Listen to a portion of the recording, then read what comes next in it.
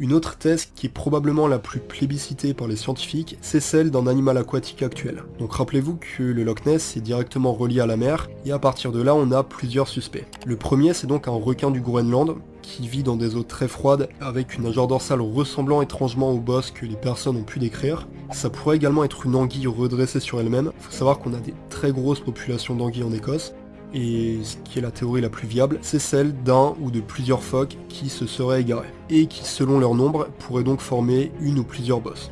Une autre théorie qui est extrêmement intéressante, c'est celle d'un animal, mais cette fois un animal terrestre. La pièce maîtresse du cirque de Bertram Mills était les éléphants.